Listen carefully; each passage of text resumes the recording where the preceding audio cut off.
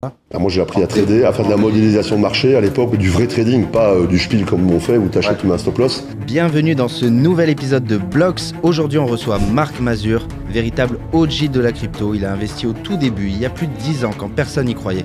Moi j'ai mis plein de monde dans la crypto, tous les mecs que tu vois sur internet. Mis dans la crypto, mis dans la crypto. J'ai mis dans la crypto, je me rappelle encore, en 2015. Entre guillemets, on est là pour l'argent, et toi, t'étais vraiment là pour la tech. Des algorithmes de NJ jusqu'à des applications d'identité gouvernementale, Marc est un véritable expert dans la technologie et vous partage son expertise dans le domaine de la blockchain. Est-ce que tu penses que Ethereum pourrait être remplacé par du Solana? Alors Ethereum, c'était bien. Moi je suis un early adopter. Alors il y a des choses que je sais que je peux pas te dire par rapport à Pump Fund. Le meilleur wallet, Tant j'aime. mieux que Ledger? Beaucoup mieux. C'est pas un vrai wallet, un vrai wallet c'est... Et il y a une piste très sérieuse qui arrive en Belgique pour Satoshi Nakamoto. Dans ce podcast, tu vas apprendre les meilleurs cryptos à surveiller, comment les dénicher, mais aussi les erreurs à ne pas faire. Et c'est un immense scam. Et sur l'anal avec la tech, c'est fiable, c'est performant, ça bouge pas. Mais surtout, il va vous dévoiler les opportunités à ne pas manquer dans les prochaines années. C'est la tokenisation dans la blockchain, c'est le futur des actions. Quand tu vois les valorisations de toutes les grosses boîtes du Nasdaq et du US 30, ça n'a aucun sens. Tout ça pour maintenir artificiellement un marché haut, et derrière c'est broken. D'ailleurs c'est pas compliqué, le marché des stocks a peur de la crypto. Le niveau de l'IA qu'on a aujourd'hui, on est avant le Minitel. On arrive peut-être au fax. T'as des grosses puissances mondiales où ils n'ont pas encore parlé de l'IA, quand ils vont en parler, ils vont éteindre tout le monde. Installez-vous bien, c'est Blocks, et c'est parti. Et aujourd'hui, les gens qui investissent massivement dans les c'est du suicide. Salut les gars, nouvel épisode de Blocks. Je suis en compagnie de Marc. Comment tu vas? Enchanté, magnifique, bien et toi? Très bien. En plus, tu connais là où on est en ce moment. Paramount, ça oui un petit peu quand même. De nombreuses années. Tu connais très bien Dubaï aussi, pour le coup. Ça fait 10 ans que je viens à Dubaï et 6 ans que je suis résident à Dubaï. Pour quelle raison? T'étais belge avant. Je suis toujours belge, on change pas de nationalité. Hein. Pour quelle raison Qu'est-ce qui t'a poussé à partir? Alors moi je suis arrivé à Dubaï il y a 10 ans pour participer à des séminaires d'une personne que tu connais peut-être qui s'appelle Olivier Seban, dans l'immobilier. C'est le pionnier de la formation en ligne. Okay. Tu regarderas, c'est quelqu'un, il a écrit un bouquin qui s'appelle Tout le monde mérite d'être riche. Et, notamment c'est lui qui m'a donné les petits déclics à l'époque pour comment devenir entrepreneur, pour la petite histoire. Et c'est comme ça que j'ai atterri à Dubaï parce que lui faisait ses séminaires à Dubaï il y a 10 ans. Et donc j'ai atterri sur la Palme la première fois. Et à 10 ans, c'était pas la même. Hein. Donc l'alcool, c'était dans des périmètres où il y avait des câbles autour, tu pouvais pas sortir, tu arriveras à l'entrée de l'hôtel avec une meuf, on te demandait le certificat de mariage. Comment tu rentrais pas dans la même pièce avec elle. Donc c'est une autre époque. Il y avait pas le Bourge encore il y a 10 ans? Ouais, si, il y avait le Bourge, oui, bien sûr. Et puis après ça, voilà, les allers-retours, moi je venais juste en tant que touriste. Et puis après ça, petite optimisation fiscale. Moi j'ai d'abord fait le Portugal où il y avait des incentives, où il y avait des avantages pour payer moins d'impôts. Pendant 10 ans, puis après ça, Europe, disons que l'Europe c'est pas comme ça, que c'est plutôt comme ça. Et puis après ça, les Émirats, moi j'ai découvert les Émirats un peu par hasard en Covid, où j'étais en Espagne, parce que j'habitais à Marbella. Et avec un ami à moi, on décide un 26 décembre, en lockdown, où il y avait beaucoup de restrictions, on voyait qu'à Dubaï c'était un petit peu comme ça, plutôt fiesta, de partir à Dubaï pour une dizaine de jours, puis on est resté 6 mois. Puis c'est comme ça que j'ai découvert un peu la culture locale aussi, j'ai rencontré beaucoup de gens. Et je me suis rendu compte qu'il y avait beaucoup de désinformation sur les pays arabes. Et que quand aujourd'hui, tu as le président d'un pays dans lequel tu viens, où on se pose la question si sa femme, elle est une femme ou pas, et qu'ici, on parle de vision, d'évolution, de business, où les dirigeants du pays parlent de supporter les gens, de faire évoluer les choses, il y a quand même 2 poids, 2 mesures. Plus, il y a l'aspect impôt aussi, il n'y a pas que ça. Il y a le service, il y a la sécurité. Et puis, tout le monde est à Dubaï. Ici, tu peux rencontrer le numéro 2 dans l'or, hindou, comme tu peux rencontrer Jay-Z, comme tu peux rencontrer 50 Cent, comme tu peux rencontrer Werenoi, comme tu peux rencontrer Gims, comme tu peux rencontrer n'importe qui. Et tout le monde est ici, parce que c'est ici que ça se passe aujourd'hui.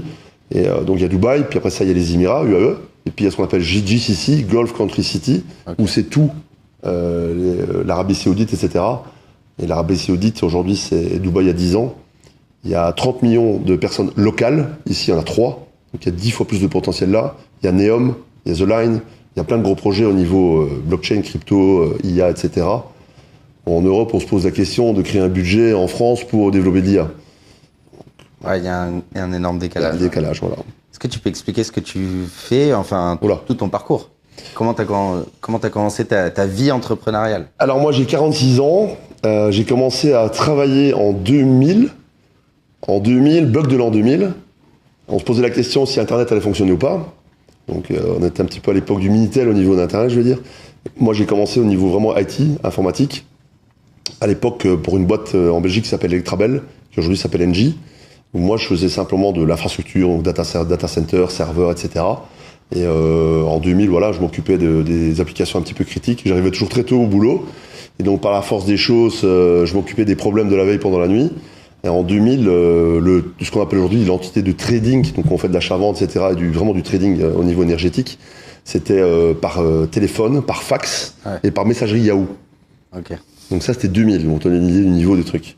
Et il y avait donc la salle de conduite, donc des entités de production, des centrales, où à l'époque, c'était le mec, il savait qu'il y avait des pauses chez les météorologistes, il anticipait les choses par feeling. Tout était par téléphone. Et puis après ça, en 2001, donc moi j'étais là, et en 2001, il y a eu l'ouverture du marché de l'électricité. Donc à l'époque, tout était étatisé. Donc c'était l'État belge qui contrôlait les centrales électriques belges, l'État français qui contrôlait via EDF les centrales électriques, puis l'ouverture du marché de l'énergie pour avoir une libre concurrence. Depuis l'Europe, c'est arrivé en même temps que l'Europe. Ouais. Ah non, c'est après. Hein. C'était 2001.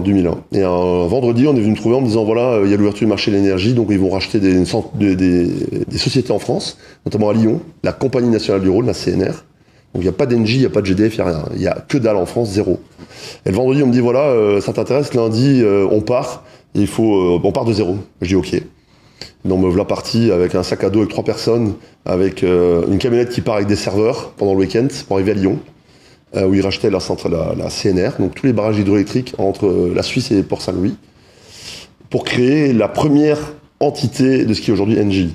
Donc moi j'ai vécu, le mec avec moi, le futur directeur général, où on a choisi le plateau, la femme de ménage, pour commencer à créer ça. Ça s'appelait EDR, Énergie du Rhône. Okay. Et donc voilà, on a créé les systèmes d'information pour faire le trading de zéro, voilà, avec des boîtes comme Siemens, ABB, etc. Et pendant 3-4 ans, avec un sac à dos, on a fait toute l'Europe. Donc la France, l'Italie, la Pologne, la Hongrie, etc., etc. Toi, tu faisais la partie tech? Ouais, moi je faisais la partie tech. Les mecs du business, ils dessinaient sur un tableau, les traders dessinaient sur un tableau comment ça fonctionnait. Moi je développais tout le système. On était une équipe de 3 personnes, 4. Pour donner une idée, on a fait toute l'Europe en 4 ans. ABB et Siemens avaient fait une offre pour faire un pays en 3 ans.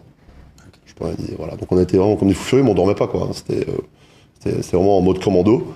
Et puis voilà, quoi. Moi j'ai fini donc CTO de l'entité de trading de ce qui s'appelle aujourd'hui Engie, donc de la défense, Bruxelles, etc. Où tout ce qu'on appelle l'EMS, donc Energy Management System, donc tout le système de trading, on l'a développé de zéro, connecté avec les systèmes qui contrôlent les centrales en temps réel, qui allument, éteignent les centrales, qui font la régulation par rapport à la consommation des clients, avec les connectivités, avec les bourses internationales, etc. etc. Du coup, tu apprends à trader aussi comme ça à ce moment-là? Moi, j'ai appris à trader, à faire de la modélisation de marché à l'époque, du vrai trading, pas du spiel comme on fait, où tu achètes, tu mets un stop loss. Là, c'est chez Engie, ils font du trading forcé et contraint, parce que tu as, t'es en Europe, c'est l'euro, tu achètes des matières premières qui sont en dollars, en GBP, etc., donc tu as le risque de change. Et puis toi, en tant que client, tu as ton contrat d'électricité où tu dis, voilà, mon prix est fixe pendant X années. Ouais. De l'autre côté, tu as une guerre, tu as le prix du pétrole qui explose, les machins, les trucs, etc. Donc ça fait comme ça. Et toi, tu payes, je sais pas, X. Et donc eux doivent compenser tout ça. Et donc ils font ce qu'on appelle des forecasts, des prévisionnels, sur 24 heures, sur un jour, 2 jours, une semaine, un mois, 10 ans. Et donc ils font des contrats futurs. Ils font du hedging avec du FX, etc. Ils font des deals structurés pour pas avoir de la volatilité et contrer les variations de marché pour que le prix d'énergie soit toujours le même. Plus les contrats CO2, les machins, etc. etc. Ah. Ça, c'est du vrai trading. Le but du trading chez GDF, c'est pas gagner de l'argent, c'est ne pas en perdre. Et accessoirement, ils font ce qu'on appelle du PT, du proprietary trading, pour gagner de l'argent. Et depuis la crise de 2008, ça n'existe plus. Ouais, très différent de ce que les gens pensent du trading exactement. Sur les réseaux. Ouais, exactement. Donc le vrai trading, on parle pas bancaire, dans une entité de trading comme GDF, c'est de hedger la variation du forex, le CO2, la variation du prix d'énergie mondial. Là par exemple, il y a eu un blackout en Espagne, en Italie. Donc le prix d'énergie. La semaine passée, là, t'as tout le Portugal, l'Espagne et une partie de la France qui est dans le noir pendant 8 heures d'affilée. On était là, nous, on sait pas ce qui se passe. Ah oui, quand même. Mais là, tu vois, par exemple, quand il y a eu ce blackout, le prix d'énergie, je vais dire un chiffre au hasard, par exemple, le prix qu'on appelle du mégawattheure, je dis un chiffre au hasard, disons que ça vaut 10, t'as un blackout, ça vaut 1000. Ah, d'accord. Et donc, chaque heure, t'as la consommation, les prix sont exponentiels. Ça s'appelle l'énergie de pointe. Donc du trading, machin, t'as les mecs qui avaient du stockage d'énergie potentielle, parce qu'on stocke de l'énergie, il n'y a pas 10 000 façons pour stocker de l'énergie, tu la stockes avec de l'eau, donc tu pompes, tu stockes de l'eau, puis tu turbines, etc., ce genre de choses pour compenser. Donc ils ont fait des fortunes. Ça, c'était quelle année? De quoi? Ce que tu racontes? Le blackout? Ouais, non, ta vie de... Ah, ça c'était entre 2001 et 2015. Ok. Il n'y a pas de Bitcoin encore. Ça a commencé en 2012. Moi j'ai acheté, donc oui, bon, si on repart en arrière. Non, on a oublié la partie où tu es dans la cybersécurité. Alors c'est après. Alors moi je commence à trader en 2007. Ouais. 2007, il y a les premières plateformes en Belgique qui s'appellent VMS qui trade, où il y a les premières plateformes où on peut trader sur Futur et sur CFD avec des leviers, un truc de ouf. À l'époque tout le monde, donc c'est facile, t'achètes, ça monte, tu gagnes. Puis je me rappelle toute ma vie, à l'époque, j'investis dans l'immobilier, j'étais occupé de rénover, etc. Et je me rappelle, c'était au mois de juillet, je pense, j'étais avec mon pote là, on tradait comme des fous, tout se passait bien. Puis on est occupé, je sais plus, une réunion là de chantier, puis je reçois un SMS, bzout, margin call, 80%. C'est quoi ça? Continue, bzout, margin call, 100%. J'arrive à midi, je rentre, pouf, compte cramé. Et puis là, c'était le début de la crise subprime. Le CAC 40 perd 7-10% en 2-3 heures, etc. Les marchés tout en feu, etc. C'est pas trop ce qui se passe. Puis on regarde un peu, machin, on se renseigne, et puis voilà. Donc c'était le début de la crise subprime. Moi je l'ai pris, mais en pleine face, quoi. 15 000 €, merci, au revoir. Allez voir le film, comment il s'appelle Big Short. The Big Short, voilà, qui retrace très bien cette époque. Incroyable, le film.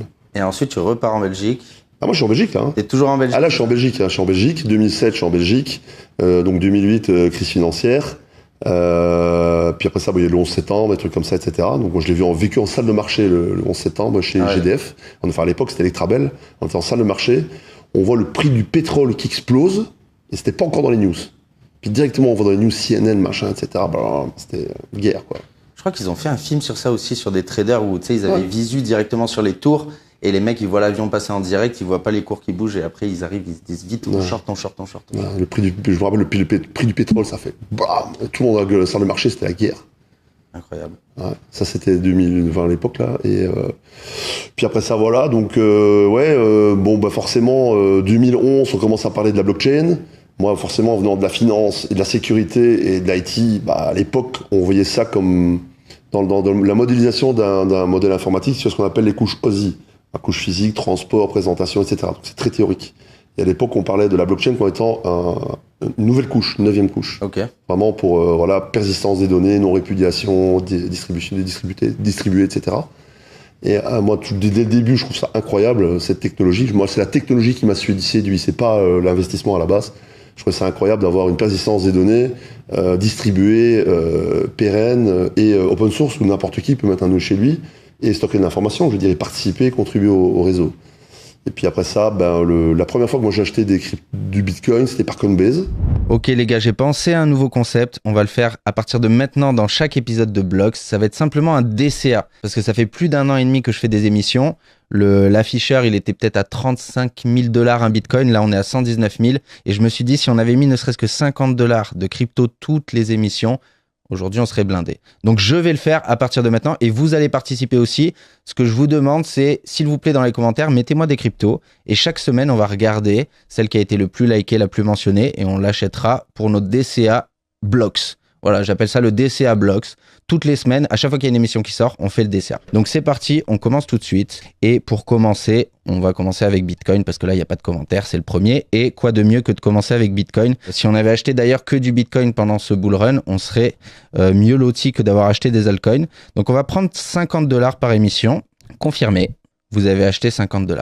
Et comme ça, à chaque émission, chaque interview à partir de maintenant, on regardera le wallet ensemble, combien vous m'avez fait gagner, combien vous m'avez fait perdre, parce que je pense que vous allez mettre des cryptos de merde. Si c'est vraiment trop de la merde, je les prendrai pas.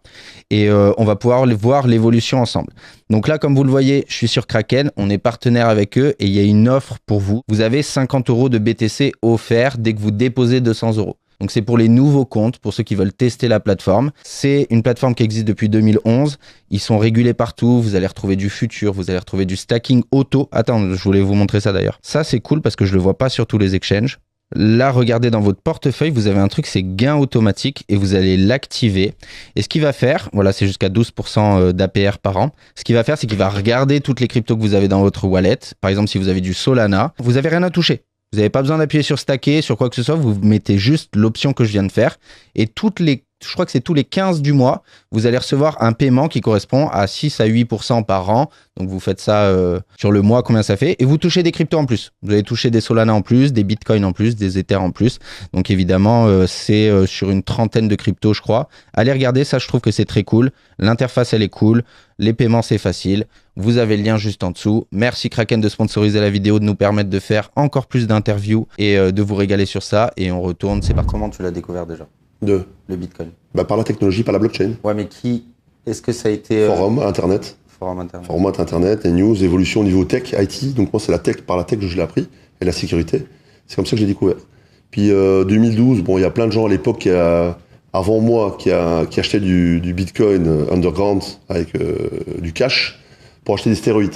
Okay. Moi, je connais plein de gens qui achetaient début 2012, etc., du Bitcoin juste pour acheter sur le marché noir, livré à la maison sur Silk Road. Ouais, pas forcément Silk Road parce que là c'était de la drogue, mais des trucs similaires, mais au niveau amphétamine, etc. À l'époque, c'était vraiment place to be, c'était Bitcoin pour acheter des amphétamines. Moi, j'achète les premiers par Coinbase, c'était fin 2012, je pense. Ils étaient déjà là, Coinbase? Ah ouais, 2012-2013, de mémoire. Dans ces eaux-là, j'ai acheté $50 les premiers. Ok. Et voilà, moi j'étais à fond dedans, je trouvais ça incroyable à l'époque, donc la volatilité c'était un bordel. Hein. T'achetais $50, le lendemain c'était à 40, après ça c'était à 35, puis ça monte à 55. Enfin, ça bougeait, mais c'était n'importe quoi. Mais moi j'avais acheté juste pour dire, voilà, de diversifier. Je me rappelle la première fois que j'ai acheté, j'en ai acheté pour 1000 balles, je pense, pour dire deux. Puis alors à l'époque, il n'y avait pas de ledger, il n'y avait rien. Donc, moi j'avais créé ma propre clé USB encryptée, parce qu'à l'époque j'étais dans la sécurité, donc des clés encryptées physiques. Et j'avais mis moi-même mon premier wallet, où ça prenait 10 heures à synchroniser la blockchain, tu mettais dans la clé USB dedans, ça mettait 10 heures à synchroniser la blockchain pour stocker mes pauvres bitcoins là-dessus, quoi. Et puis voilà, quoi, c'est comme ça que ça a commencé.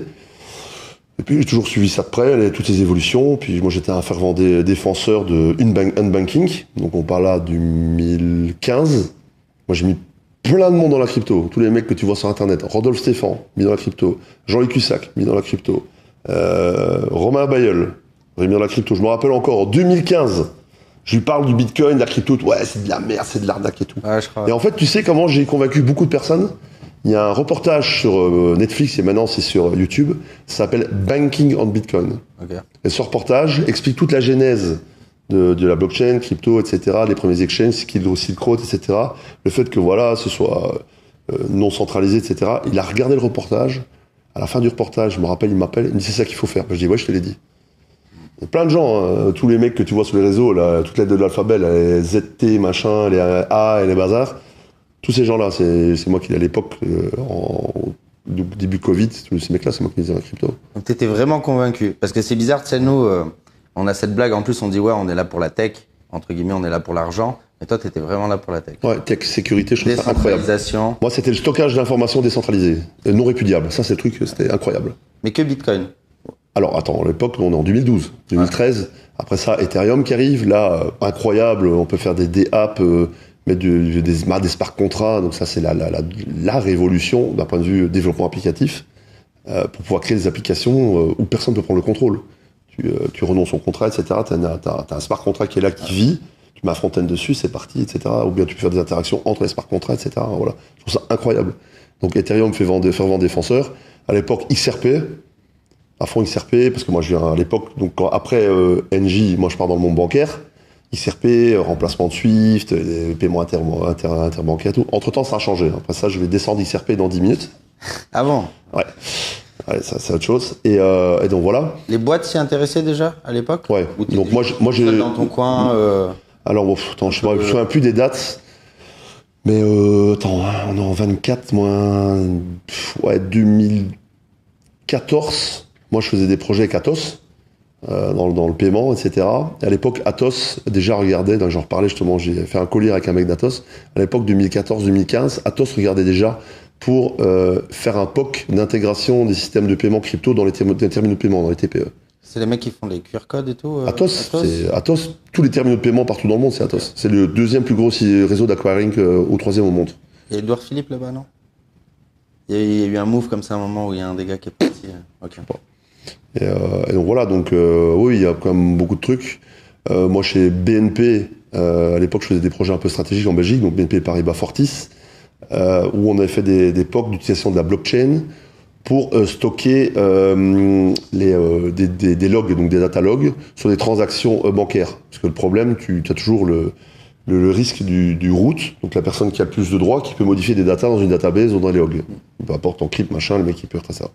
Et en fait, l'idée, à l'époque, j'avais fait un POC, qui d'ailleurs, je pense, s'était implémenté, où donc toutes les logs, donc tu crées un mécanisme de signature pour toutes les logs, donc c'est signé, tu peux pas la modifier parce que tu as les signatures pour chaque trace, et la signature, tu la stockes dans la blockchain.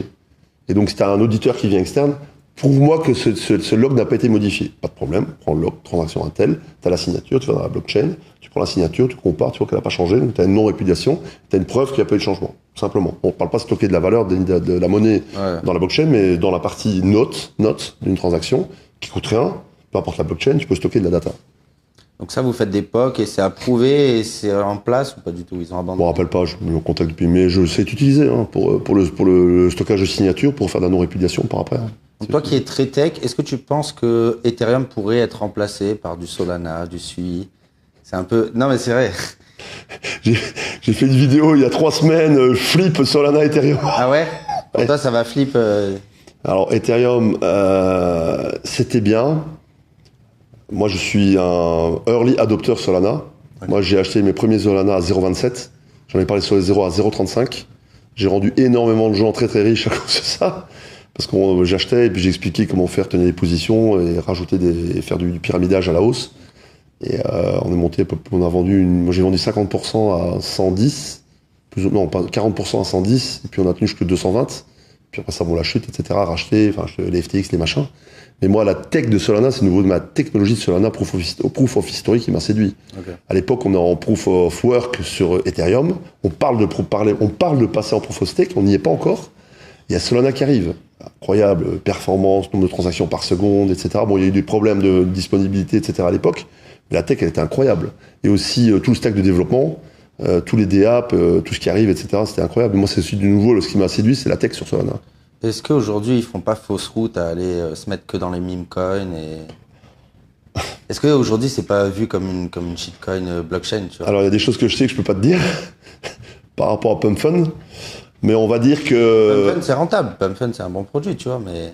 Est-ce que ça ternit pas l'image de Solana d'un point de vue Mastercard, Visa? Ils vont dire, ouais, qu'est-ce qu'on va bosser avec des mecs remplis de dégènes? Non, parce qu'ils regardent la tech. Ils s'en foutent de savoir qu'il y a des dégènes, etc. dessus. Mais c'est une réponse au marché. Ouais. Les mecs qui veulent être millionnaires dans 10 minutes ou en 3 jours, bah on leur apporte une solution à leur demande. Après ça, quand tu regardes les stats, il y a 0,027% des gens qui gagnent de l'argent avec les mêmes. Ouais. Bon, après ça, il y en a qui en gagnent, il y en a qui en perdent, puis il y a des initiés, enfin je ne vais pas t'expliquer, mais c'est un immense scam organisé. Voilà. Donc, mais ça crée de l'adoption, etc. Après ça, ça peut être négatif, néo-positif, bien vu, mal vu. Il y a des gens qui gagnent, des gens qui perdent. De toute façon, c'est bien, les marchés financiers, c'est un marché à vase clos. S'il y a un mec qui gagne, il y en a un qui perd. Dans tout, les actions, peu importe. Donc, à part là, c'est des grosses volatilités et des gros volumes, des mecs qui partent avec la caisse. Mais les grosses boîtes s'en foutent. C'est la tech qui les intéresse.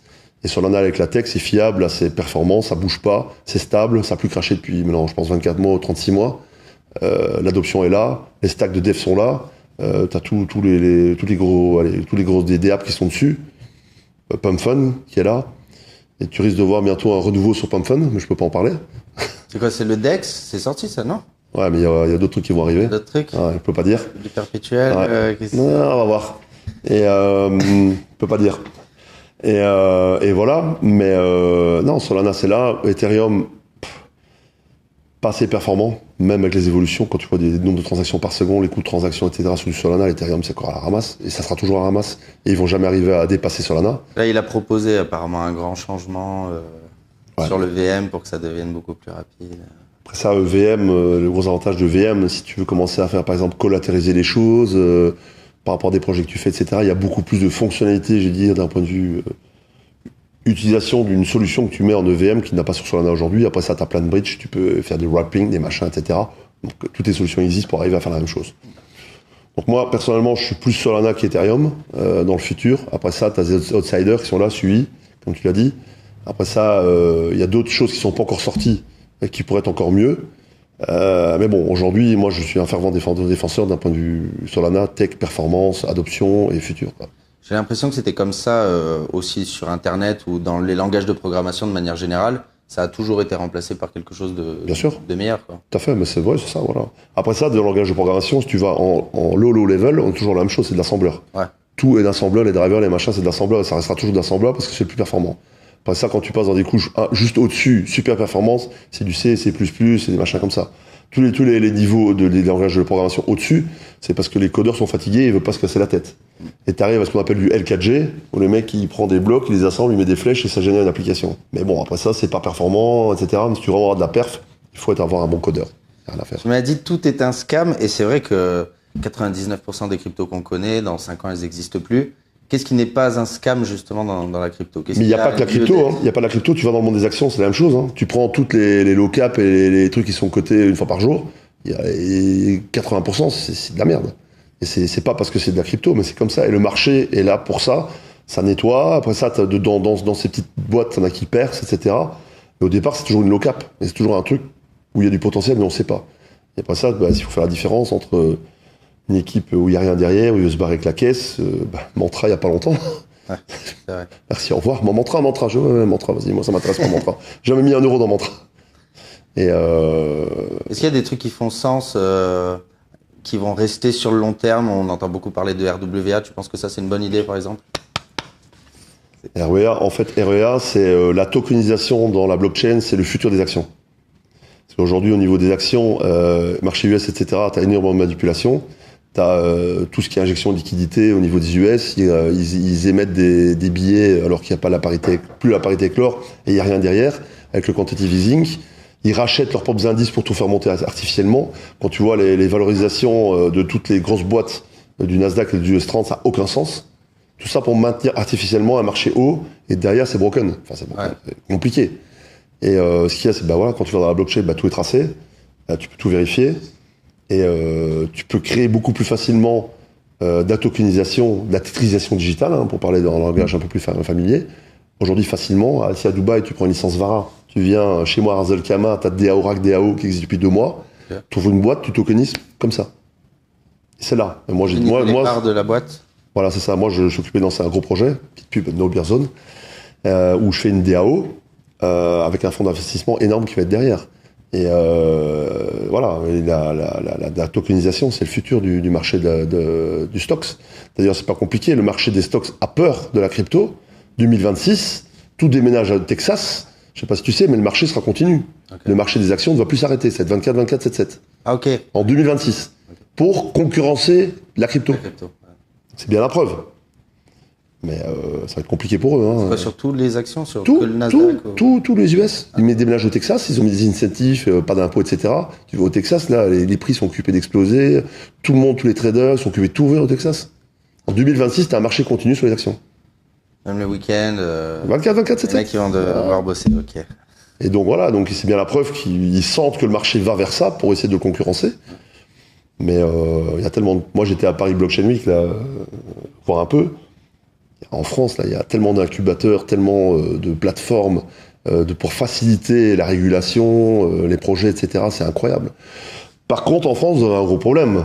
Ça s'appelle MiCA, en Europe. Ouais. C'est bien de tokeniser, mais si t'as pas l'identité...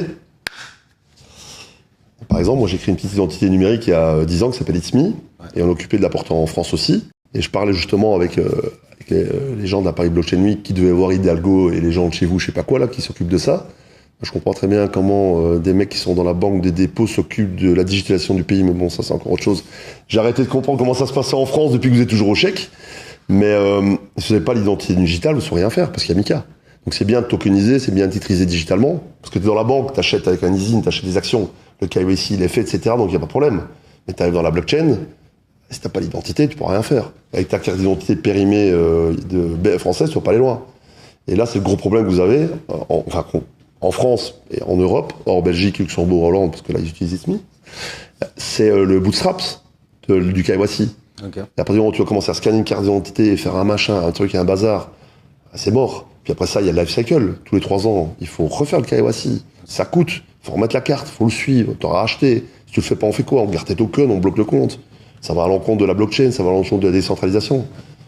il y a un très gros bordel autour de l'identité et du suivi de la validation de l'identité, et ce qu'on appelle aussi de l'AML dans la blockchain. Donc c'est-à-dire regarder que les USD que tu veux utiliser, d'où ils viennent, et si on propre ou pas. Et donc ça, c'est le gros challenge en Europe, c'est MiCA, par rapport à la tokenisation. Ouais, comme tu dis, il y a un vrai pont à faire. Il y a un pont. S'il n'y a pas ça, et le Web3 sur ça. Tu es obligé d'avoir l'ID, l'identité. Et tout ce qui était zero knowledge proof, etc., ça va rentrer en jeu sur ce point-là. Tout à fait, ouais. Ok, je vois. L'IA, qu'est-ce que tu en penses aussi dans la blockchain? Parce que là, ça a été un peu...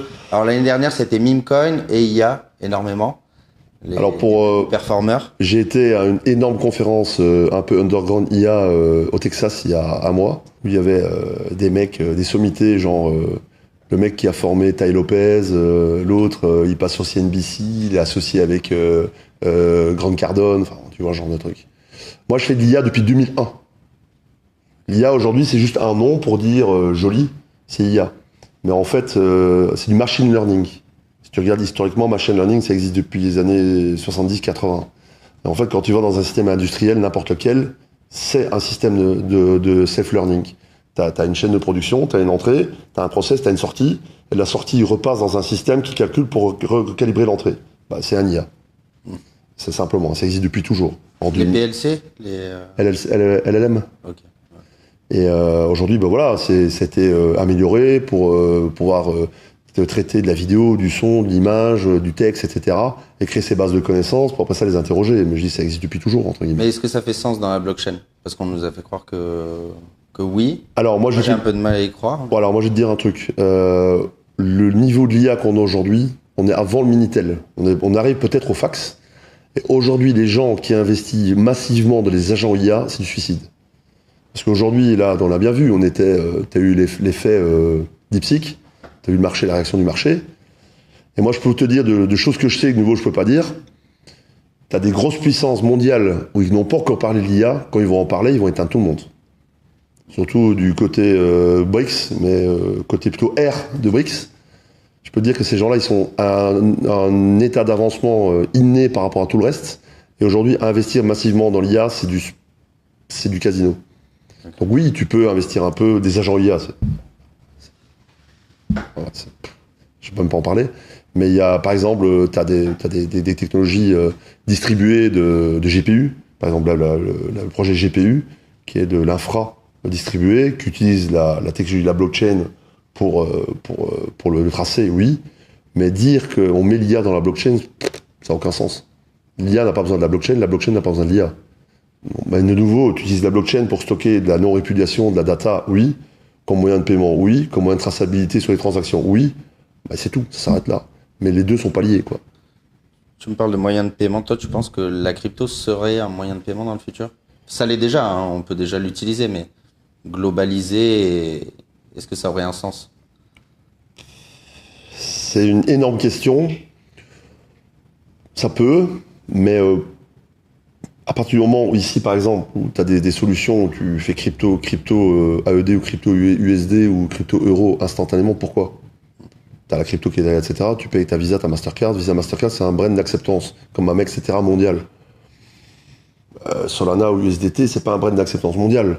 Et donc, il y a le temps que ce soit accepté partout, ça va prendre des années. Pourquoi? Pour bypasser le réseau de paiement, les terminaux, etc. qui sont là depuis longtemps. Tu sais, dans le paiement, quand tu payes, donc il y a le marchand, lui, il paye la location du terminal. Ouais. Toi, ta carte, elle est gratuite. Tu payes pas la transaction. Le marchand, on prend un pourcentage sur la vente. Et derrière, tu as l'acquiring, etc., où il y a des frais de transaction. Mais on parle de cents, de dizaines de cents, de milliers de cents. C'est rien. Donc tu vois, de remplacer tout ça par de la blockchain, le nombre de transactions par seconde, c'est des volumes énormes. Hein. Atos, que je t'ai dit qu'on parlait juste avant, qui est le troisième acquéreur, on parle de, dizaines de millions de transactions par seconde. Avec derrière tous les systèmes, ça passe pas, il y a un rollback, tu peux faire de la préautorisation, tu vas à la pompe, tu mets ta carte, ouais. On te bloque 100 €, tu payes, etc. Tout ça n'existe pas dans la blockchain. Mais pour arriver à ce niveau de maturité, c'est très compliqué. Donc, après, c'était plus dans l'optique, dans le sens où ils veulent introduire les CBDC, ils veulent supprimer le cash, alors etc. Ça, c'est autre chose. Ça. Est-ce que les gens se tourneraient vers la crypto? Alors, attends, le CBDC, c'est autre chose. Si on parle de la crypto existante, tu parles du USDT, peu importe. Si tu parles au niveau CBDC, c'est autre chose. Là, c'est digitaliser l'euro, le dollar, etc., pour ne plus passer par le SWIFT et tous les euros d'acquiring, pour avoir de la traçabilité et de l'interopérabilité. Ça, c'est autre chose. Mais toi, en tant que client, tu ne verras jamais la blockchain. Ouais. Toi, tu vas dans ton application BNP ING, d'ailleurs, c'est de numérique, c'est peut-être déjà le cas que tu ne sais pas, et c'est tout. Mais toi, tu vas jamais avoir une application qui va se connecter sur la blockchain. Il y aura une interface entre les deux avec la banque. Donc, pour toi, c'est transparent. Si demain, ils nous retirent le cash. Ah bah, c'est le cas. En Si France, demain, nous retire le cash, ouais. est-ce que les gens vont être plus poussés vers le Bitcoin, Monero, etc., pour pouvoir faire des transactions? Alors, je vais dire le PK moyen, non. Les gens un peu geeks qui veulent être hors système, oui. Les gens qui veulent avoir la portabilité, s'il y a un problème, qu'on bloque pas leur compte en banque et prendre un bateau et aller à l'autre côté du monde, oui. Ceux qui sont éveillés, oui. Mais le PK moyen, non. Ce qui est le cas aujourd'hui, hein. Aujourd'hui, il y a quoi, 6% de la population qui a un wallet ou qui connaît la blockchain, la crypto. C'est la preuve. Comment ne plus être le Pékin moyen là? Comment se former en crypto, toi, par exemple? Comment tu t'es formé? Comment tu continues à... Bah moi, je suis autodidacte, donc moi, j'ai découvert ça tout seul. Après ça, moi, je fais des formations aussi, j'explique, j'essaie d'évangéliser. Moi, je suis early adopter unbanking. Je suis unbanked depuis 2017-2016, avec des WireX, avec des wallets. À l'époque, bon, Celsius, voilà, il y a eu un petit problème avec Celsius. Mais il y a du Nexo, il y a plein de solutions, il y a les wallets distribués, il y a les Tangem, etc. Il y a plein de choses. Moi, je fais ça depuis toujours. Moi, sur des comptes en banque classiques, j'ai quasi rien. Tout est en crypto depuis des années. Landing, stacking, etc. Que ça rapporte beaucoup plus, portabilité. Il y a une guerre. C'est une des raisons pourquoi aussi j'ai déménagé à Marbella. Le Maroc est en face. En cas de conflit ou quoi, bah, tu prends un bateau, tu es en face, tu changes de continent, c'est fini. Après ça, on prend les gens pour un cinglé. Mais quand on voit vers quoi on va, peut-être pas si tort que ça. Et Dubaï, c'est un plan B, c'est devenu maintenant un plan A. L'Europe est un plan vacances, je veux dire. Et puis moi, mon plan B de Dubaï, c'est Afrique du Sud. Là, avec mon associé, on a occupé d'acheter une maison en Afrique du Sud, parce que c'est encore un autre pays, c'est le cœur financier de l'Afrique, BRICS. Il y a énormément de choses à faire, et c'est le cœur du monde, quoi, au niveau autonomie sur la nourriture, énergie, tout. Qu'à Dubaï, c'était construit sur un désert où le sable était importé. Donc aujourd'hui, c'est là. Le shir le dit. Hein. Mon grand-père était sur un chameau. Je roule en Land Rover. Mon petit-fils sera à nouveau sur un chameau. C'est pas moi qui le dis, c'est lui. Donc il sait qu'il y a des cycles. Et il sait qu'ici, entre tu viens en été, là, l'été passé, il a fait 68 degrés ici. T'imagines, il y a un blackout ici. Tout explose, ça prend en feu en 3 heures. Hein. C'est allé trop vite. Ils ont voulu aller trop vite. Non, mais ils ont fait ce qu'ils avaient, c'est-à-dire ils sont dans un désert. Et ils ont construit quelque chose qui est incroyable. Ça a 82 ans, Dubaï 81 ans. C'est incroyable où ils en sont d'un point de digitalisation. Moi j'étais choqué quand je suis arrivé là il y a 6 ans. Je me rappelle, j'ouvre un compte bancaire chez DCB, ils avaient fait une faute dans mon nom. Je vais à la branch là, je vais avec ma carte, je dis il y a une faute dans mon nom. Ah, c'est vous, machin, voilà, le truc.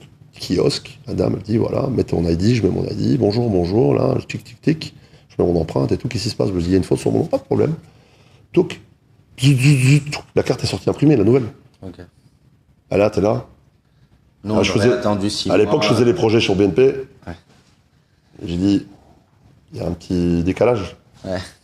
Et tout, tu vas à Dubaï Police, t'achètes une voiture, tu vas à l'RTA, instantanément t'as les plaques, instantanément t'as les papiers de la voiture, instantanément t'as l'assurance. Hier, j'ai acheté un classe V, je l'ai acheté à distance, j'ai payé en crypto, le mec a payé a fait le change direct, l'a payé la voiture, est allé, a mis la plaque, sorti l'assurance et tout. 1 heure après, la voiture était dans le parking ici, en bas là. Vas-y, va faire ça en Europe. Ça n'existe pas. Ah, c'est ça que beaucoup de Français me disent aussi quand ils retournent en France, ils se disent merde. Le service, c'est une catastrophe. Le service, c'est une catastrophe. Au-delà des impôts, etc. Voilà.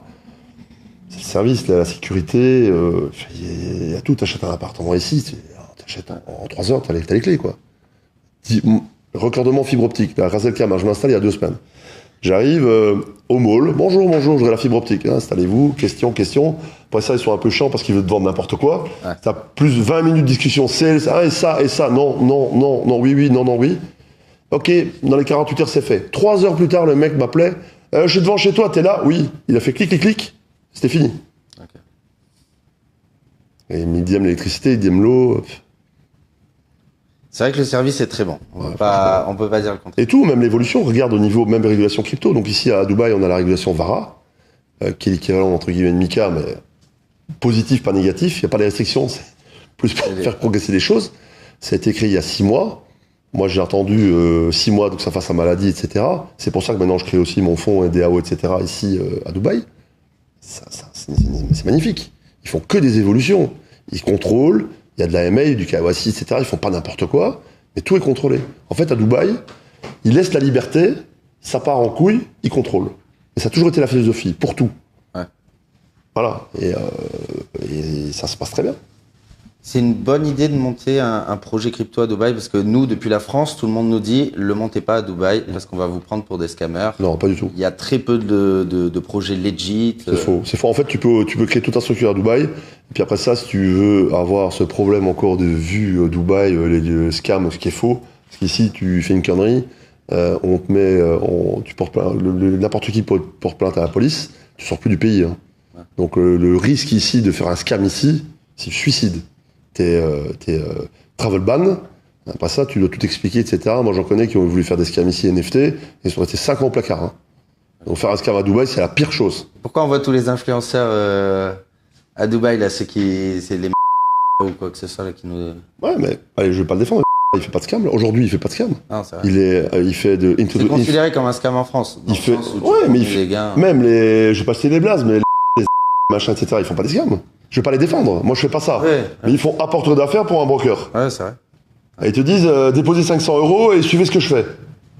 Bah ça, c'est pas eux qui cliquent sur le bouton. Le broker derrière, il est régulé. Il manipule pas les cours. Ouais, ça. Après ça, si tu suis un trade qui est de la merde ou pas, c'est un autre problème. Mais je vais pas les défendre. Moi, j'ai jamais fait d'affiliation. Jamais. CFD, machin. Jamais. Parce que c'est pas dans ma vision des choses.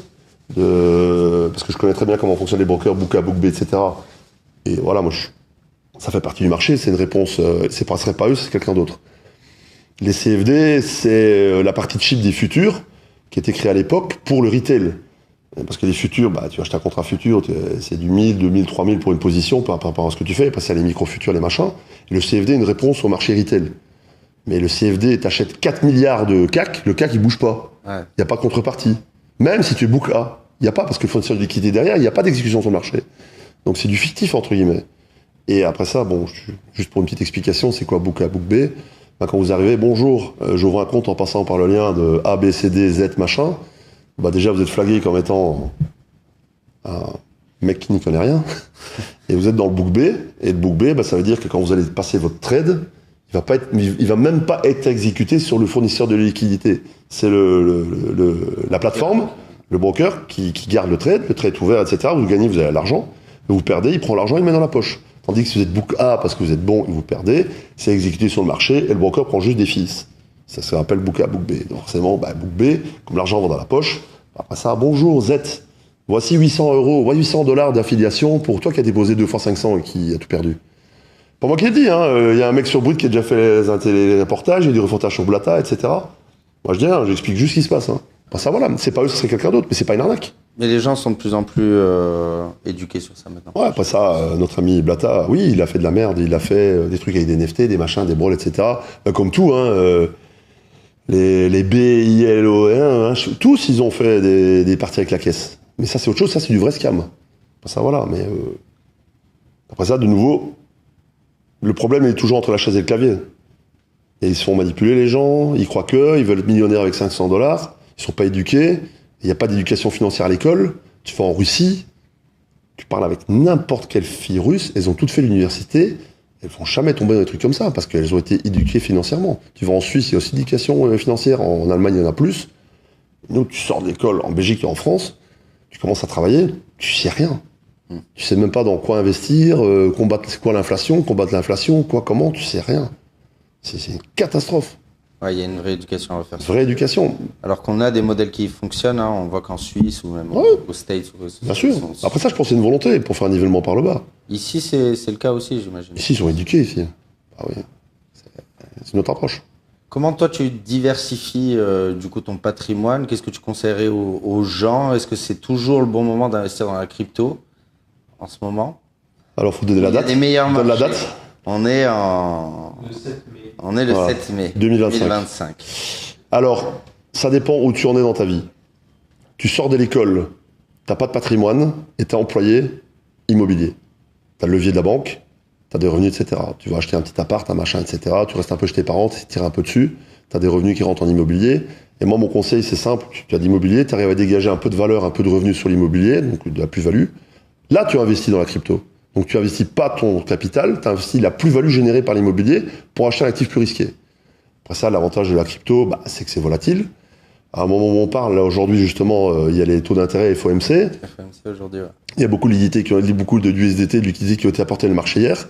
Donc, normalement, les taux ne devraient pas changer. Moi, je pense qu'ils pourraient peut-être baisser. C'est pas, ne me tapez pas, je pense, on verra. Et je pense que ça pourrait éventuellement repartir à la hausse aujourd'hui. À voir, ça stagne depuis des 4-5 semaines. Il n'y a rien à faire.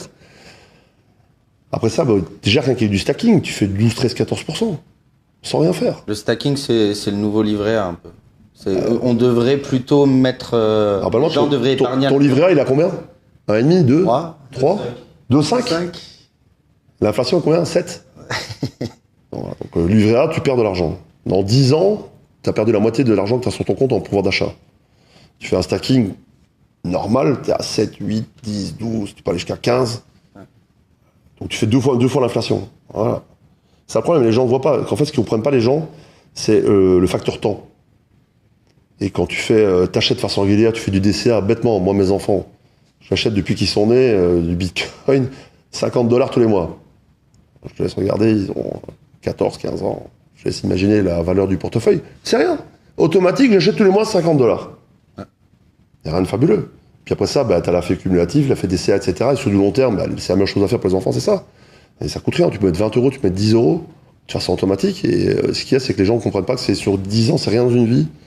Et pour faire 1 million d'euros, en mettant 50 € en stacking et en faisant un peu d'achat de façon régulière, tu les fais facilement. Je dis pas me regarder, il se prend pour qui? C'est mathématique. Ouais. Ça s'appelle l'intérêt composé. Et il faut juste réfléchir et le faire correctement. C'est tout. Et le problème, de nouveau, pas d'éducation. Puis après ça, tu commences dans l'immobilier, tu as le vecteur de la banque, le levier de la banque, avec des taux d'intérêt aujourd'hui qui sont bas. Moi, mon père, dans les années 70, 78, 78 pour les Belges, les taux d'intérêt, ils étaient à 18, 20%. Là, on parle de 3, 4, 5. L'argent est gratuit aujourd'hui. Et donc, tu as le vecteur immobilier. Après ça, l'immobilier, c'est aussi risqué. C'est un marché liquide, etc. Tu peux acheter des petits apparts, tu peux faire des colocations, etc. Là, tu fais de la plus-value. Avec la plus-value, tu investis dans quelque chose de plus risqué. Quelque chose de plus risqué, tu peux investir dans autre chose. Tu fais une pyramide.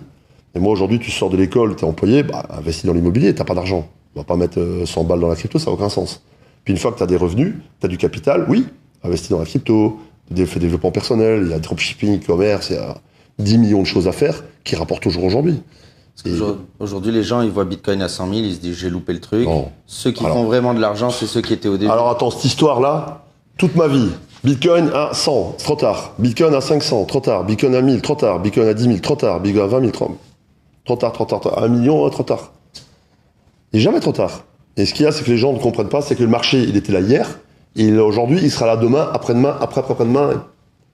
Et j'ai raté le point. Ça me rend dingue quand les gens disent ça. Si j'avais su. Avec d'ici, tu coupes du bois.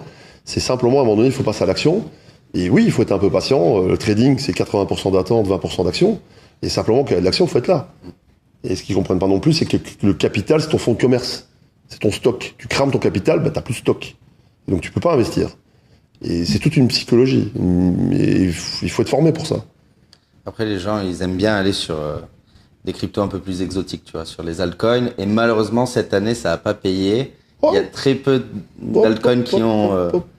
Non, t'en as trouvé quelques-unes. Plume, Sui, il y a des belles perfs quand même. Moi, l'année passée, je suis à 450% de perf. Hein. Ah, d'accord. Ouais. Après ça, de nouveau... T'as All Season, toi, c'est vrai. Non, mais All Season, elle n'est pas encore faite. Mais ce qu'il y a de nouveau, c'est il faut savoir ce qu'on fait, il faut trouver dans quel type d'action, j'allais dire, dans quel type de crypto. Comment on dit encore chez vous, là, en français, quand on dit, là, t'as les REA, les machins, etc., vous dites les... ça porte un nom. Vous dites, vous avez un truc super français pour ça. Attends, le narratif. Ouais. Dans quel narratif faut-il investir? L'IA, le machin, etc. C'est comme tu investis dans les actions. T'as les L1, les L2, t'as les REA, t'as tout ce qui est d'épines, etc., etc. Après ça, tu crées un portefeuille. Donc, tu investis dans différentes choses dans lesquelles il y a du potentiel. Puis l'idée, c'est de trouver les nouveaux potentiels. T'as des trucs majeurs, puis t'investis un peu plus dans les trucs un peu mineurs. Tu testes, t'investis dans ça, tu te plantes parfois. Rio, voilà, c'est cassé la gueule, c'est remonté. Plume, une belle alternative. Moi, j'ai fait un flip Rio Plume il y a 3-4 mois. Parce que Plume avait plus de potentiel, Plume a fait des super perfs sur Plume. Comment tu fais pour rester au courant comme ça? C'est sur Twitter ou sur... T'es connecté avec des trucs? Alors moi j'ai la chance dans l'IT donc de faire un peu de développement. Donc moi j'ai tous des scanners à moi. Moi j'ai tous les outils que j'ai développés en Python, plus l'IA, etc. Et moi j'ai mes propres outils qui font du reporting pour moi dans des groupes Telegram. À moi, il n'y a que moi dedans. Où j'ai toutes les news, de tout concaténé. J'ai des social indicators que moi j'ai créés. Donc il prend toutes les news sur Twitter, dans tous les trucs. Et ça me dit voilà, il y a une vague sur Plume, il y a une vague sur machin, etc. qui font partie de mes stratégies de trading. Je fais une petite pause pour vous parler de l'appli Blocks. C'est moi qui l'ai développé, vous allez tout retrouver dessus. Un chat pour parler avec les gens, les actualités tous les jours, des quiz et des cours sur la blockchain, et également un bot que j'ai développé moi-même qui vous permet de gagner du temps, de scraper Twitter en temps réel et de vous remonter toutes les informations importantes, dont des crypto-pépites. Si vous l'avez pas encore sur le store, c'est Blocks Crypto. C'est encore une alpha, c'est-à-dire qu'on va rajouter de plus en plus de trucs. Si vous avez des retours à me faire sur l'appli, mettez-les moi ici et on retourne dans l'émission. Donc il y a le fondamental, il y a l'indicateur social, il y a la technique, etc., etc. Et moi j'ai tout ça automatisé. Est-ce que l'indicateur social, marketing, justement, il est plus important que celui de la tech? Est-ce que tu vas plus investir dans quelque chose qui est hype ou quelque chose qui est bon? Non, tout est complémentaire. En fait, t'as tous ces indicateurs qui font que vert, vert, vert, super vert ou rouge, qui font que tu mets plus ou moins dans une position ou dans un truc plus ou moins. Mais c'est un tout. Ouais. Et moi, c'est tout qui doit être convergent pour vraiment envoyer un peu de lourd, quoi. Tu vois, un des plus gros regrets des gens dans la crypto, c'est Atom. Tu vois, à chaque fois, on me dit Atom, c'est super bien technologiquement. Moi, j'ai des potes à moi à Châteauroux, là. Atom. Mais ça performe pas. Qui dédicace, tu sais de qui je parle. Non, mais de nouveau, c'est pas parce que la tech est là que tu as le meilleur produit du monde, si t'as pas le marketing, il va rester dans une armoire. Hein. Ouais. Et c'est un tout. C'est un tout. Et voilà, puis il y a des trucs qui pètent pas parce qu'il n'y a pas le marketing. Il y a des XRP entre les deux. Et comme par exemple la TG de Damac. Marketing de ouf, qualité de merde. Pardon. Non, mais c'est vrai, je veux dire. Et c'est un tout. C'est un tout. Voilà. C'est quoi ton avis sur XRP, là? Tu voulais me faire une petite pique, là, tout à l'heure. XRP, je vais te dire en une phrase. Où est Flair? Il y a 5 ans, en plein Covid, il devait faire un airdrop qui n'a jamais eu lieu. Okay. Flair. Moi, j'ai vu la... Lié à XRP? Ouais. Il y a 5 ans, ils avaient promis un airdrop Flair. Okay. Tu regardes sur Internet. Il n'a jamais eu lieu. Il y avait la présidente d'XRP à la Paris Blockchain Week. Moi, j'étais avec un pote à moi, un fou furieux, qui est le seul à avoir fait des NFT sur XRP. Ça veut dire que... Donc, chez XRP, lui, tapis rouge, comme ça. J'étais avec lui, c'est mon pote, il est belge. Et je dis, ah, mais je vais te présenter la présidente d'XRP. Ouais, vas-y, demande-lui. Faire, non, je te présente pas. Parce que aujourd'hui, XRP, ils sont partout avec des grands stands, des machins, etc. Ça ne sert plus à rien. XRP, ça ne sert plus à rien aujourd'hui. Le stack des développements, le langage, c'est de la merde. Il n'y a aucun des apps, c'est de la merde. Ils voulaient remplacer Swift, c'est mort. Ah, c'est mort, ça ISO 20022 Quoi ouais, ISO 20022, il y en a plein des cryptos ISO 20022. Mettre une crypto ISO 2022, c'est juste un audit et de la compliance et du reporting. Moi, je suis... XRP servait de base pour l'ISO 20022. Ouais, voilà. Après ça, n'importe quel crypto, entre guillemets, peut être ISO 2022. C'est juste du reporting et de l'audit. Moi, je suis certifié ISO 27001. Ça veut pas dire que je suis le maître du monde, tu vois. Il y a plein de gens qui sont certifiés ISO 27001. Et de nouveau, les gens comprennent pas. Ils disent, ah ouais, ISO machin. Oh ouais, c'est bon, ça va péter. Ouais, tu sais c'est quoi? Non. Ok. Non, mais c'est comme ça. Et c'est le problème. C'est que les gens partent sur de l'assumption de trucs qu'ils comprennent même pas. Mais aujourd'hui, d'un point de vue technique, ça n'a aucun sens. On parle de CBDC, etc. Ils font des tests sur des blockchains, des machins, etc. Ils vont créer de l'interopérabilité entre leurs CBDC. Tu penses que toutes les nations du monde vont utiliser la même blockchain? Tu penses que les Russes vont utiliser la même chose que les Français, etc. Non, il y aura des systèmes cross-chain avec des CBDC pour parler entre eux. Et XRP aujourd'hui, honnêtement, ça ne sert plus à rien. Alors tu vois des mecs sur truc là, TikTok, ouais, XRP 1000, ouais, on va y arriver. Bonne chance. Ah, ils se sont réveillés il y a pas longtemps quand même. Là, quand XRP a pété l'ATH, ils sont tous venus nous dire on vous l'avait dit. Ouais. Ok, peut-être que ça a pété. Évidemment, c'était un Trump qui dit hey, let's go for XRP, of course. Ouais. Ou t'as Elon Musk qui va mettre un autocollant XRP sur une roquette. Moi, ok, d'accord. Mais je veux dire, d'un point de vue fondamental, technologique, par rapport. Moi, j'étais un fervent défendeur d'XRP à l'époque. Swift, machin, etc. Et moi aussi, moi j'aime bien. Ouais, même ils sont toujours là, tu vois, depuis le début. Ouais. Honnêtement, ça n'a plus aucun intérêt. Moi, le jour où ils n'ont pas fait leur airdrop, puis après ça, quand on a parlé des CBDC, des machins, moi j'ai tout vendu. Ok, oui, tu peux faire de la peur dessus. Peut-être ça va péter. Oui, tant mieux pour toi, félicitations. Et moi, d'un point de vue fondamental et d'un point de vue vision où ils vont, c'est mort. Tous les stacks de développement, tu peux pas développer sur XRP d'app, rien du tout. C'est pseudo centralisé, décentralisé, contrôlé, machin, il y a un consortium, un truc, il y a machin. Mais ils sont encore là. Oui, bien sûr. C'est une question que j'aime bien poser aux gens, c'est si tu pouvais garder 3 cryptos dans ton wallet pendant 10 ans, Ah. hors Bitcoin et Ethereum. Donc à ton avis, qu'est-ce qui sera encore là dans 10 ans? C'est ça le truc. 10 ans. C'est une bonne question. Solana. Litecoin. C'est vrai qu'ils sont toujours là, mais Monero. ils sont là, mais ils sont. Combien de cryptos t'as dit? Combien t'as dit? Juste 3. Ah, voilà. Je dirais ça. Comme ça, sans chercher trop loin, quoi. Moi j'aime bien dire BNB aussi. Tu vois, je pense je suis pas d'accord avec toi, hein. Binance sera toujours là dans 10 ans. Le FTX. Ouais, mais. Ah, il y a un prédécesseur. Ouais. Alors, BNB, moi, je dirais pas. Hein. Bah, ils ont déjà mis CZ en prison et ça a rien fait Ouais, bouger. mais enfin bon, après ça, si t'as un ban mondial, c'est mort. Hein. J'aime bien dire Dogecoin aussi. Ouais. Ça peut, ouais, effectivement. Ouais. Toi, t'es déjà rentré dans les mêmes coins ou pas? Jamais. Jamais. Zéro. Zéro? Rien. Ouais, j'ai regardé les trucs de sniper, les machins, les brawls, etc. J'ai commencé à regarder ça. Mais... Moi, j'ai des potes à moi qui, je veux pas citer des blazes, mais dans des sociétés où qui ont le plus de serveurs avec les plus grosses connectivités sur les réseaux, avec des InfiniBand, des trucs qui sont devant tout le monde, qui sont amusés à sniper tout le monde pour rigoler. Ben, c'est une course à l'armement, quoi. Si t'as le serveur le plus rapide, la meilleure connexion, etc., et que t'arrives à lire dans la blockchain, donc prédire l'avenir, bah, tu vas niquer tout le monde. Mais ça sert à rien. C'est du... Est-ce que ça reste quand même un vecteur d'adoption et ça ramène du monde dans la blockchain? Ou ça la décrédibilise? Tu vas rigoler dans ma réponse. Comme dirait Nabila, quand on parle de bien, on normal de quelque chose, de toute façon on parle de quelque chose, et on le retient. Je sais pas. C'est une bonne question, je sais pas, parce qu'il y a quand même eu beaucoup de gens qui ont eu beaucoup d'argent. Quand tu vois Trump avec Melania, les machins, les trucs, c'est n'importe quoi. Là. Le truc, le mec, il devient président dans les 48 heures, il fait de la merde. Donc, je sais pas, j'ai pas de réponse à la question. Honnêtement, je sais pas.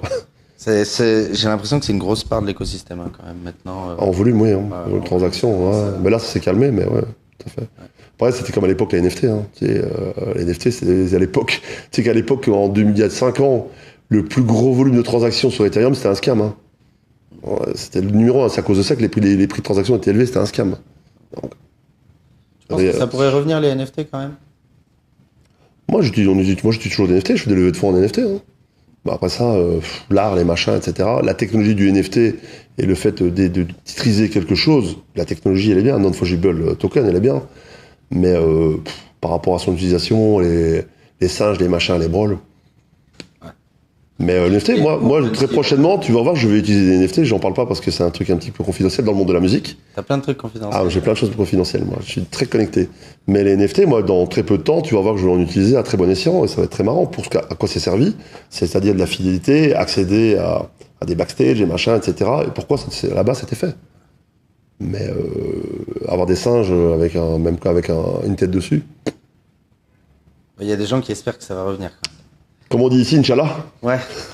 Alors je vais te faire les petits vrais ou faux qui normalement sont sur mon iPad qui s'est éteint. Donc je vais les avoir sur mon téléphone, j'espère.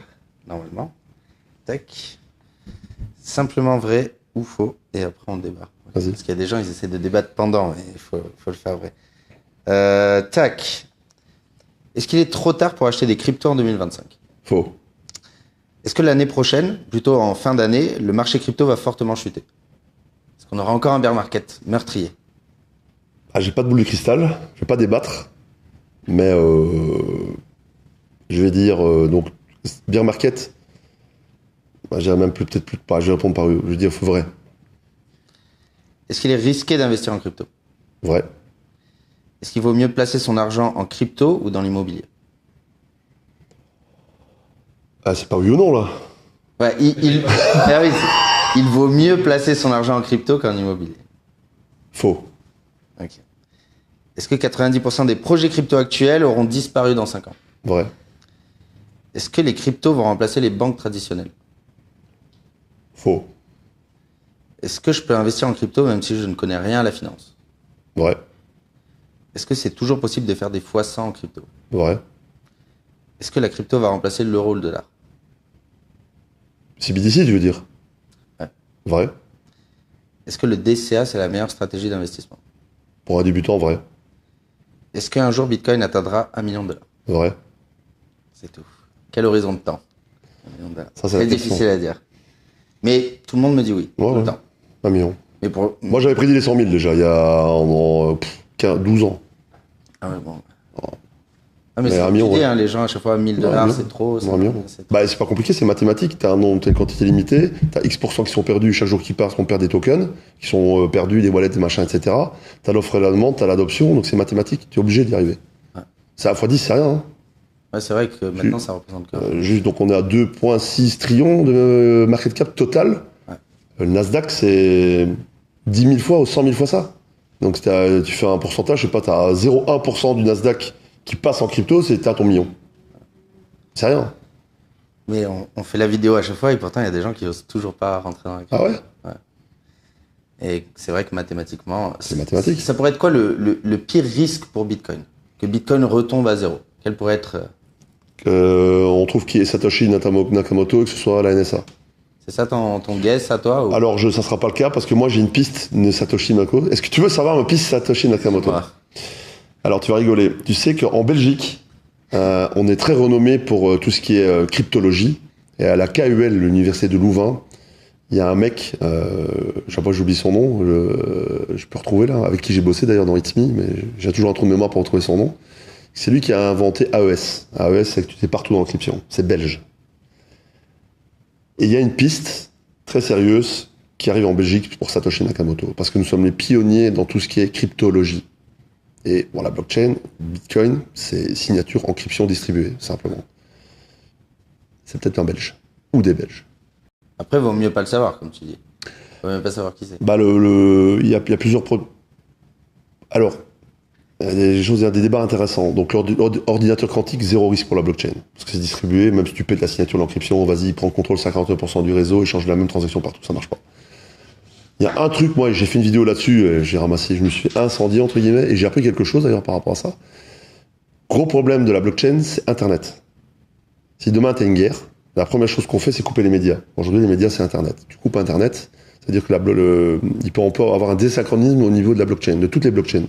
Donc si à un moment donné, il n'y a pas 51% du réseau qui se voit, c'est-à-dire qu'elles vont tous les nœuds vont tourner dans leur coin. Okay. Et à un moment donné, ça va se reconnecter. Et là, c'est un bordel pour faire ce qu'on appelle le quorum, où va être les 50%, et qui va être le master pour dire c'est moi qui ai la vérité. Et là, tu peux avoir une corruption de blockchain. Et à cause de cette vidéo que j'ai fait où les mecs commençaient, ouais, c'est de la merde, machin, bon, ils connaissent rien, bon bref, comme d'habitude, il y a des fous furieux qui ont lancé des nœuds dans l'espace, en réseau mesh, dans des satellites. Et donc, tu as des blockchains aujourd'hui, pour la persistance, si jamais il y a un problème sur la Terre, d'Internet, où il y a des nœuds blockchain dans des satellites qui parlent entre eux, donc réseau mesh, point to point, pour la persistance. Si jamais il y a un blackout, c'est Internet sur le réseau, c'est incroyable. Donc du coup, potentiellement, il n'y aura pas de problème. Mais c'est un risque. Ça peut être un des risques. Ouais, Prenel, Bart Prenel. Bart Prenel. Donc c'est pas le nom comme ça. Non, mais lui, il est connu, c'est lui qui a inventé AES, etc. C'est un mec, c'est une sommité dans la cryptologie. Et il y a des pistes qui arrivent en Belgique. Très sérieux. Donc on a le chocolat, les frites, on a quand même la musique électronique. Tu sais qu'à la KUL, c'est là qu'on a invité les premiers sons électroniques. Okay. Et la house et l'électro vient de là. Bon, après ça, partir Hollande, Allemagne, États-Unis, etc. Bon, ça, on a Tomorrowland et on a peut-être Satoshi Nakamoto. On va faire le buzz avec cette vidéo. C'est la première fois que je l'entends. C'est une vraie piste, hein. Moi, je suis bien renseigné, c'est une vraie piste. T'as envie de savoir, toi? T'as vraiment envie de savoir ou... Ouais, parce que d'un point de vue, je veux dire, quand même, reconnaissance de ce qu'il a créé, c'est incroyable. Attention, les wallets, tout ça, il a plus accès, il a tout cramé. Tout, ouais, tu penses que les wallets bougeront cramé. plus? Non, c'est cramé, c'est sûr. Mais d'un point de vue, je veux dire, historique, technologique, c'est incroyable. Puis l'adoption qu'il a créée, c'est incroyable. Mais moi, la NSA, c'est certain que c'est pas, parce qu'à l'époque, ils étaient à la rue. Donc c'est certain que c'est pas eux.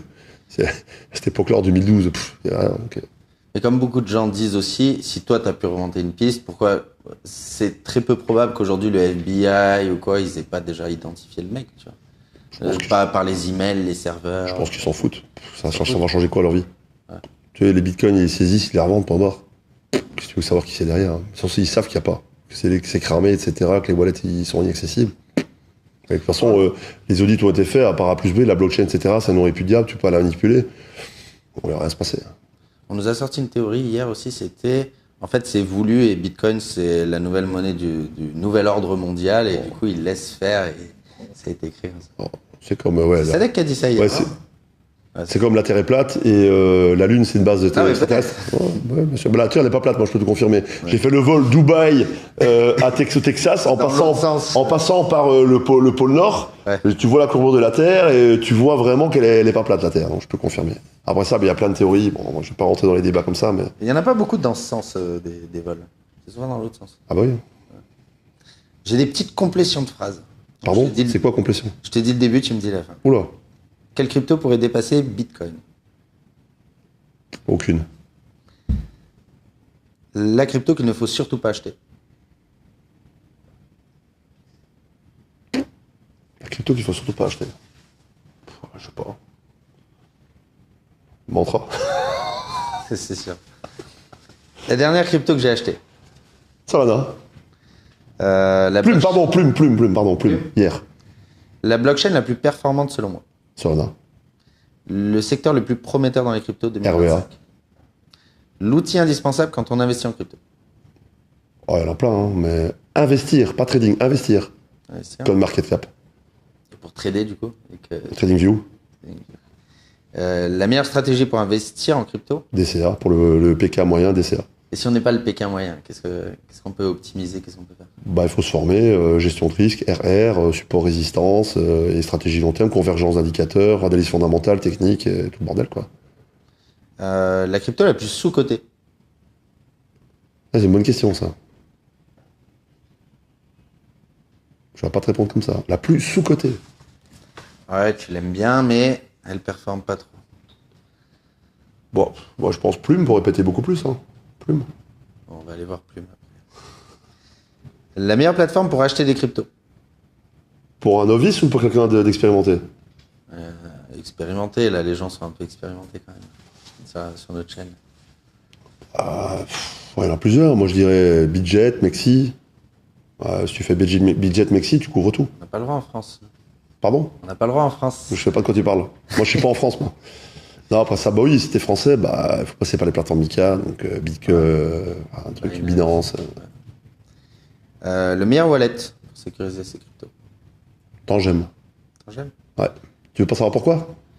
Si, vas-y. T'as la bague ou t'as pas la... Non, rien. Non, c'est connerie ça. Tangem parce que c'est le seul wallet où il n'y a pas de pile, il n'y a pas de batterie, tu la tapes dans l'eau, ça fonctionne. Et c'est le seul wallet où tu peux tout initialiser offline. Okay. Donc tu prends ton téléphone, tu installes l'app et tout, tu tapes tout offline, tu te mets dans une chambre faradisée, tu peux tout faire l'onboarding, etc. Et tu as un vrai cold wallet. Tous les autres... Mieux que Ledger ? Beaucoup mieux. Le jour où Ledger, ils ont sorti une carte de banquier et des recoveries de passe-phrases un peu bizarres. L'Estone et puis c'est électronique, c'est USB. C'est pas un vrai wallet. Un vrai wallet, c'est quelque chose qui est inerte, qui n'a pas de batterie, et que avec du NFC ou des choses comme ça. Le reste. Vous avez un bon truc en Belgique aussi, c'est Engrave. Vous avez déjà vu ça ? C'est pas mal. Après ça, le meilleur wallet, c'est le papier ou le tatouage. Le meilleur moyen de se former en crypto, pour finir. Bah, il faut se former chez les bonnes personnes. Chez toi ? Ouais, par exemple, je pense. C'est quoi ton Insta MMA Crypto ? MMA Crypto, ouais. MMA Crypto. Tu fais du YouTube aussi ? Ouais, là récemment, j'ai engagé une équipe de marketing qui est des mecs qui font des montages vidéo, et là j'ai attaqué parce que j'étais un peu absent pendant 2-3 ans, problème familial. J'ai perdu mon papa, cancer généralisé, ma mère, mon oncle, et donc voilà, j'étais occupé un peu sur autre chose, et donc j'ai pas été très présent pendant un bout de temps, mais là je suis reparti un plein pot. Parce que de nouveau, je pensais bien de... Après ça, des gens me disent « Ouais, Marc, tu gagnes bien ta vie, t'as plein de business, pourquoi tu fais ça ?» Pour partager l'info. Et moi, par exemple, il y a donc, le cycle passé, donc quand je fais des formations, moi, les étudiants, je leur donnais ma formation pour 50 €. J'ai des mecs là, qui ont 18 ans, ils sont millionnaires. Ils n'osent pas le dire à leurs parents. J'ai des messages mal à la tête. J'ai sorti des prostituées de la rue, des mecs qui étaient en prison, des machins, etc. J'ai fait un meet-up là, à Paris, à Bruxelles, là, il y a 2 semaines.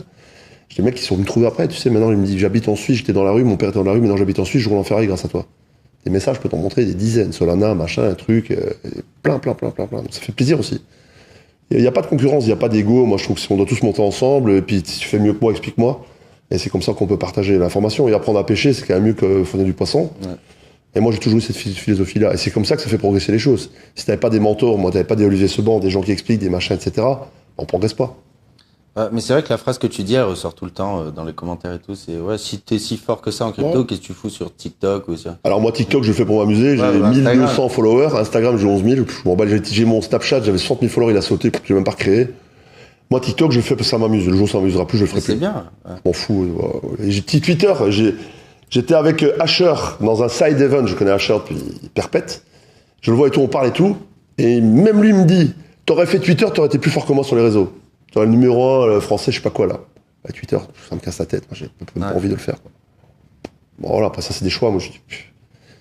C'est vrai que Twitter, c'est assez hard. Hein. Sur les cryptos, faut y passer du temps. Quoi. Ouais, moi, j'ai pas le temps de faire ça. Moi, j'ai fait mes business, j'ai mes trucs, j'ai pas le temps de faire ça. Voilà, quoi. C'est la vie, une question de choix. Et merci beaucoup. Hein. Avec plaisir. Plein très beau t-shirt aussi, très beau t-shirt. Ah, tu connais? Ah, depuis très longtemps. T'es fervent défenseur ou... Ouais, c'est pas mal, hein, depuis longtemps. T'es passé team hyper liquide là? Non, moi je suis toujours des DXI, c'est bien. Et moi, historiquement d'ailleurs, moi j'ai fait des projets avec des mecs qui sont... c'est dans quel pays encore Merde, j'ai un trou de mémoire. Bref, j'ai oublié. Des pionniers dans la création de liquidités infinies Forex dans la blockchain. Okay. À l'époque, euros, etc., des trucs. Bon, ça s'appelait Jarvis. Après ça, il y a eu un hack, machin, etc. Mais il était chez moi, là, il y a 2 semaines. On était pionniers. Il y a 15 ans, on commençait à faire ça. Pas 15 ans, j'exagère, mais 10 ans. Et c'est le futur, hein. Le Forex dans la blockchain, c'est le futur. Ouais. C'est le futur. Bah, tout, hein, même tout. Le gold. Le gold, moi, j'ai gros projet de tokenisation d'or, diamant, etc. Hein. Ouais, c'est vraiment top. Hein. Les gars, essayez de vous décentraliser le maximum possible. Hein. C'est vrai que c'est des plateformes qui sont assez dures à prendre en main. Après ça, il y a des gens comme toi, moi, etc., qui expliquons, qui pérennisons, etc. Et je pense que c'est important d'apprendre parce que c'est le présent, mais c'est le futur. Ouais. Voilà. Merci beaucoup. Avec plaisir. Je pense que vous avez appris plein de trucs dans cette émission. On en fera peut-être une deuxième aussi. Avec plaisir. Tu m'as dit que tu avais énormément de trucs. Sur ma vie, là, ma vie, ça c'est Netflix. Vous nous mettrez dans les commentaires. Décentralisez-vous. Je crois que voilà, ce sera la nouvelle truc. Merci beaucoup. Get DeFi. Voilà, Get DeFi. Et on se retrouve pour le prochain épisode. Merci tout le monde. Merci. Salut. Ciao.